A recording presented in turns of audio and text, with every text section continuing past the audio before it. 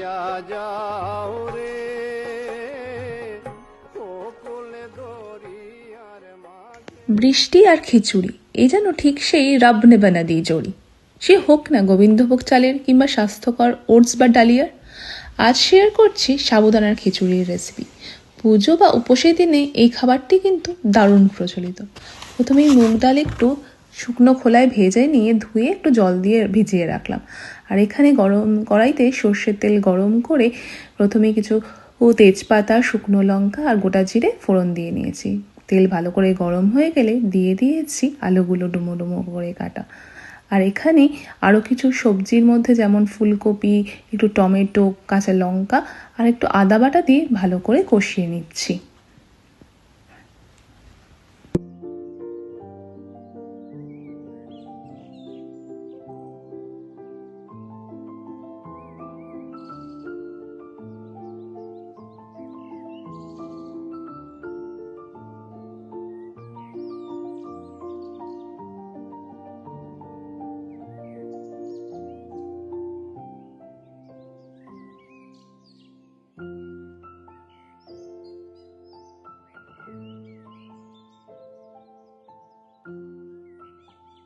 এরপর এখানে একটুখানি হলুদ গুঁড়ো, দারচিনি গুঁড়ো দিয়ে তার মধ্যে কিছু ফ্রোজেন ভেজিটেবলস যেমন এখানে কড়াইশুঁটি, গাজর, বিনস, ক্যাপসিকাম কিছু অ্যাড করে দিয়েছে। আপনারা যদি এখানে এই ফ্রেশ ভেজিটেবলস ইউজ করেন তাহলে সেগুলো আলাদা করে ভেজে নেবেন।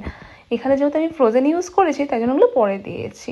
এরপরে দিয়ে দিয়েছি ভিজিয়ে রাখা মুগ ডালটা আর তার সঙ্গে একটু ভাজা মশলা অ্যাড করে দিয়ে একটু জল দিয়ে ভালো করে কষিয়ে নিয়েছি।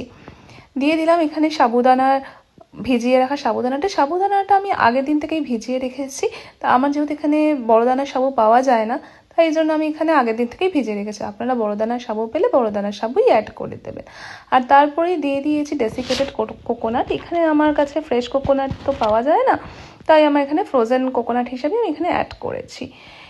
এবার ভালো করে নাড়িয়ে নিয়ে উপর থেকে একটু গরম মশলা গুঁড়ো আর ঘি সহযোগে দারুণ লাগে খেতে, আর গন্ধটাও খুব সুন্দর হয়।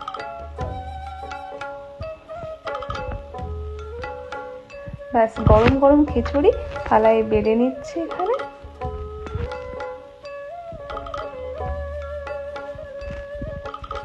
আর সঙ্গে অবশ্যই থাকছে পাঁপড় ভাজা। খিচুড়ি পাঁপড় ভাজা ছাড়া কি হয়?